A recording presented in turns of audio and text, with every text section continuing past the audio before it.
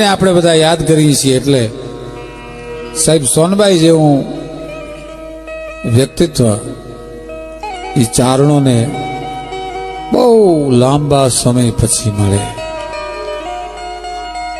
સોનબાઈ માં એટલે સોનબાઈ માં મને જીવાભાઈ મને કે આ મને હરિદ્વાર લઈ ગયા ને 50,000 રૂપિયા મેં હારે લીધેલા. વળતા જુનાગઢ આવ્યો ત્યાં 50,000 વપરાઈ ગયા. પછી આ સોનભાઈએ કીધું કે જુનાગઢ ગાડી ઉભી રહી એટલે મને થયું કે હું મેરનો દીકરો માતાજીની હારે હવે મારે રૂપિયા વગરનું તો કેવી રીતે હાલું. એટલે એમ થયું કે હું જુનાગઢ ઉતરી જાઉં.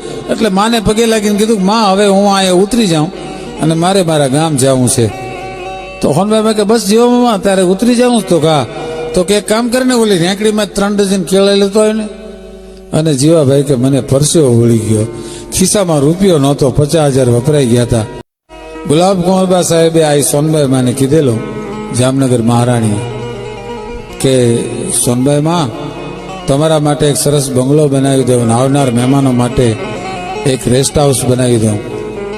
તેથી આ સોનબાઈ માએ બહુ સરસ વાત કરી હતી કે ગુલાબ કુંવરબા જો આયુને બંગલા જોતા હોત ને તો તમારા ધણીઓને અમે રાજ ન અપાયો હોત, તો અમે અમારા દીકરાને રાજ અપાયો હોત. ચારણની જોગ માયા તો ઝૂંપડામાં હારી લાગે, અમારે બંગલા ન ખપે. ચારણને બંગલા હદતા નથી માડી એમ આઈસો. મને પરચા તમે કોને કહો છો? મને જીવાભાઈ મેરે બહુ સરસ વાત કરેલી.